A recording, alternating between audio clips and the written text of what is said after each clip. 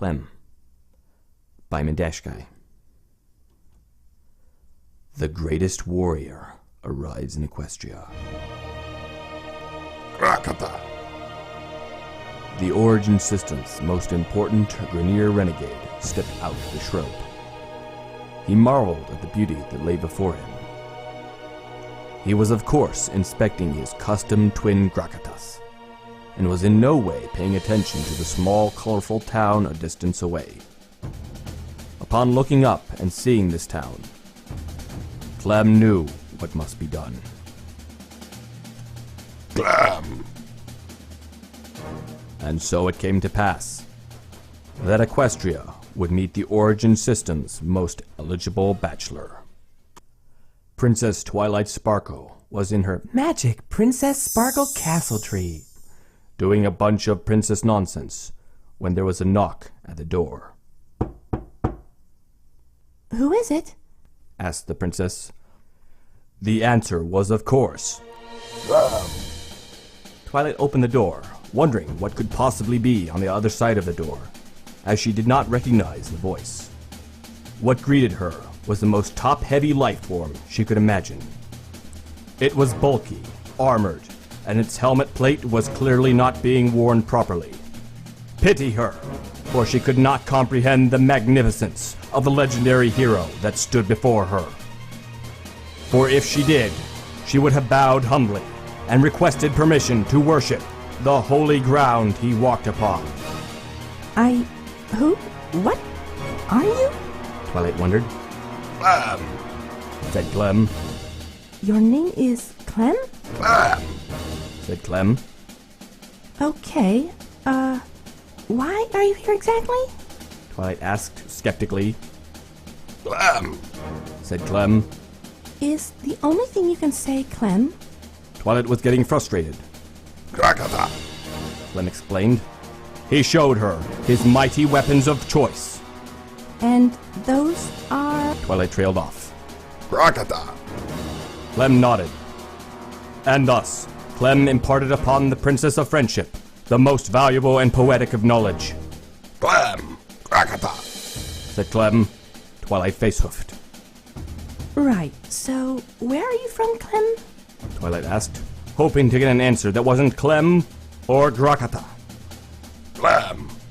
Clem turned and left, off to dazzle others with his genius and charm. Twilight chased after him, the duo almost immediately encountering Rainbow Dash, sleeping in the ditch next to Twilight's Magic Princess Sparkle Castle Tree. Why was the ditch there? Why was Rainbow Dash sleeping in it? The world may never know, or care for that matter. All that matters is that she was awoken by the most powerful word ever spoken. Clem. Rainbow Dash awoke. She turned and saw Twilight standing next to something. Sitting up, she asked, Twilight? What is that? This is Clem. Twilight huffed. What is he? Rainbow Dash asked. Clem. Clem said. Does he say anything else? Rainbow Dash asked. Rakata. Clem said. What's a Grakata? Rainbow Dash tried pronouncing the word, but it didn't quite come out right. Rakata. Clem grunted, showing her the marvelous weapons. You say anything else? Rainbow Dash implored. Clem. Said Clem. Rainbow Dash turned to Twilight. I love this guy. And with that, Rainbow Dash became part of the Clem Harem/fan club. Pinkie Pie came bouncing towards the group. Oh boy, oh boy, oh boy. She cried. A new friend. So excited. Hi, my name is Pinkie Pie, and I'm going to be your bestest friend. We're going to have so much fun. Clem. Said Clem. Pinkie Pie. Said Pinkie Pie. Clem. Clem said, unsure. Pinkie Pie. Pinkie Pie assured him. Clem. Clem. Rakata. Clem explained. Wow, that's incredible. Neat story. Pinkie Pie cheered. Wait, Pinkie, you understand him? Twilight asked in disbelief. Yep, he's from a faraway place in outer space. Because of all these adventures with a Canadian salesperson and a bunch of godchildren using corrupted metal flesh puppets to fight against a clone army which he was a part of, but left because of like super evil. Either that or he said Clem Krakata. I could simply be paraphrasing. Pinkie Pie shrugged. Clem. Said Clem. What's a Canadian? What and what?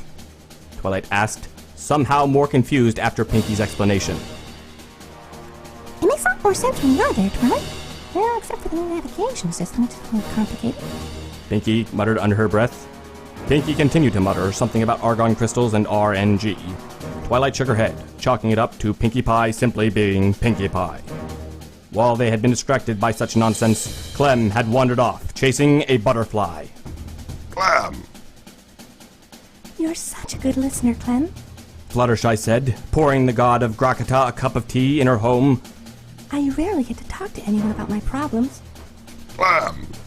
Clem chimed in, lifting the teacup to his faceplate in a vain attempt at drinking it.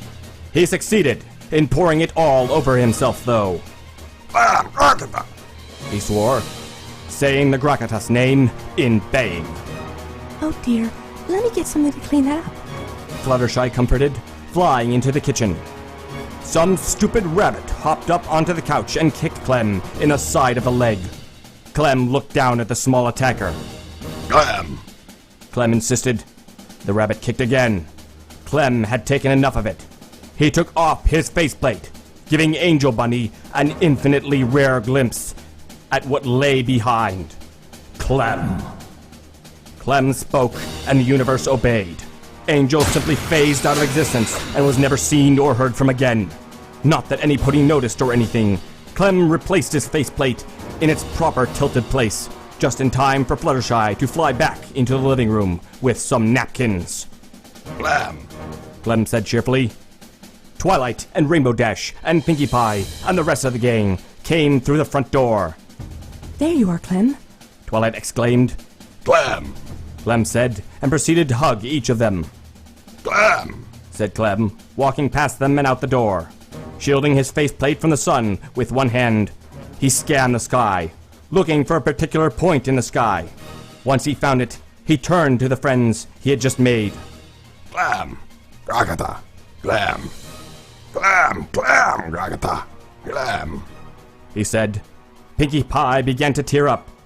He has such a way with words. She sighed.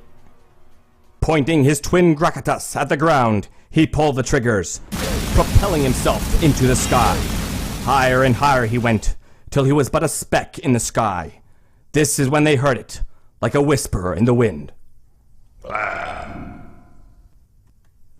Darvo stood in his shop, rearranging some trash merchandise. Hearing footsteps behind him, he turned and saw a familiar face. Clem, you're back. How did your vacation go, eh? Darvo asked, jolly as ever. Clem. Said Clem.